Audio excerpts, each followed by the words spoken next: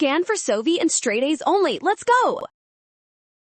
Part A. Based on Figure 1, the concentration of compound 3 that reduces the percent binding between L10 and L12 to 60% of the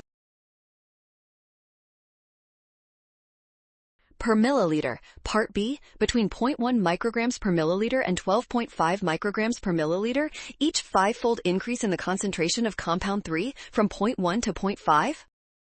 12.5 micrograms per milliliter results in a consistent 20% decrease in the percentage of binding between L10 and L12 proteins. Part C.